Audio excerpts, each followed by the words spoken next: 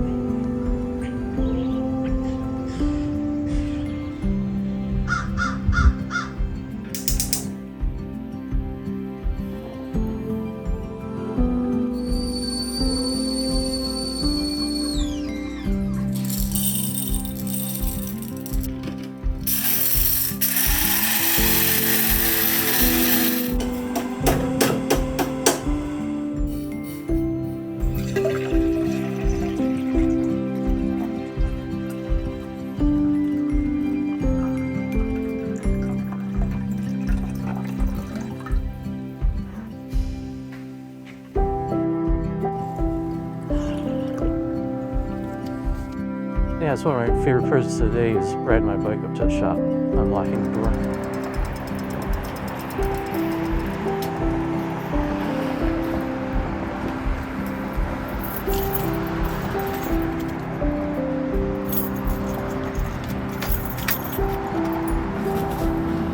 Turning the open swing on.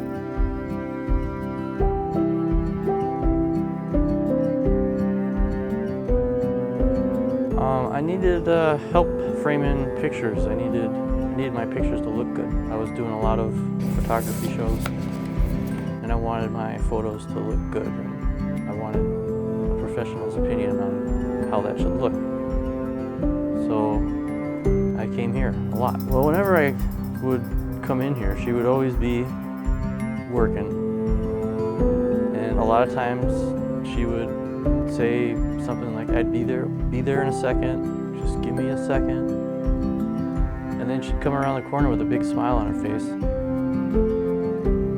And she was very warm, very inviting. Her name was Nancy. She showed a genuine interest in the things that I felt strongly about, felt passionate about. I had just bought a piece of art from a friend of mine that lives in Colorado. She wrote up the ticket, and I think I still actually have that ticket. She wrote up the ticket and had the conversation as a business owner to a customer, all the way up until the very end, where she mentioned she was looking to retire and asked me if I'd be interested in being the next owner. And it was a pretty jaw-dropping moment. Like, to even be asked that question is shocking.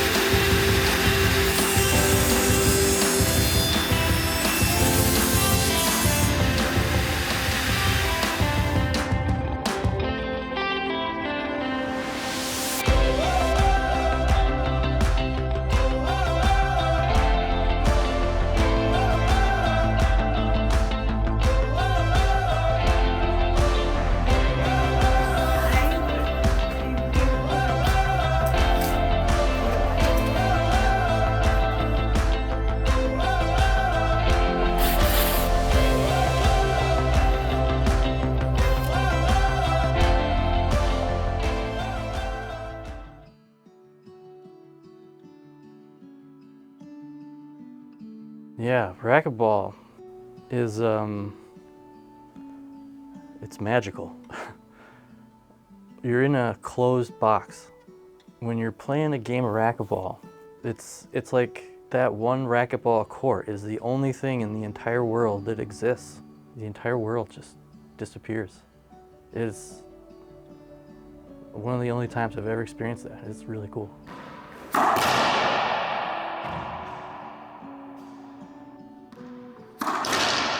So after I got done with school, I would walk over to the high school where my dad was a teacher, and then he would go play racquetball with some of his teacher buddies. And he was my ride home, so I was there while he was playing racquetball, and naturally I'm gonna pick up a racquetball racket.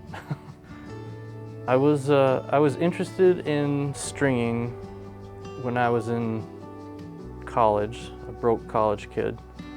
Wanted to learn how to string, and then the guy that always strung my rackets, he didn't want to string anymore, so he gave me a really good deal on his stringer. And then I figured out how to string rackets.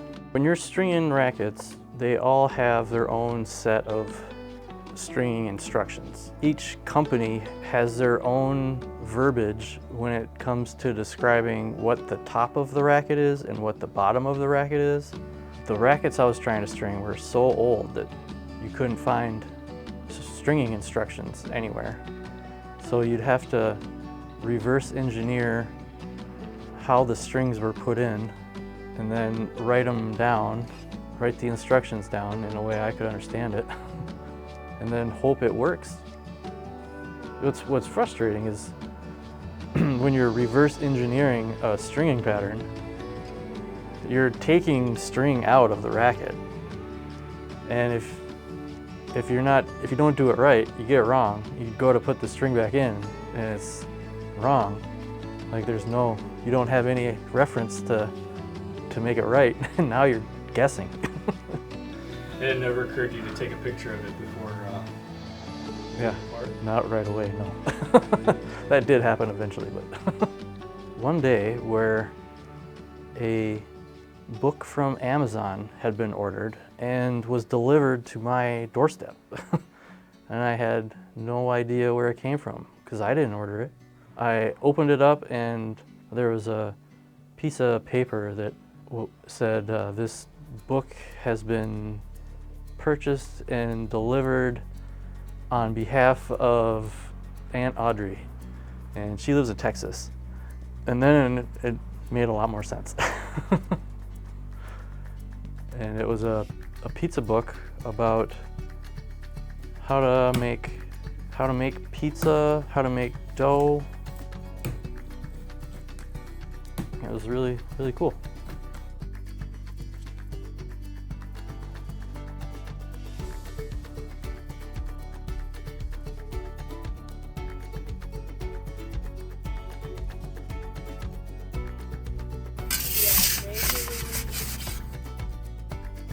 But yeah, there's definitely a connection between making pizza, making photos, and framing. There is a common theme between all of them. When cameras were first invented, photography wasn't seen as an art because art was considered something that was made with paint and a brush. A camera was doing something different. It wasn't painting with a brush. But it is an art. And that's one of the reasons why I like saying make a photograph, because you make a painting. Painting's art, photography's art, and we make art with paintbrushes and cameras and frames.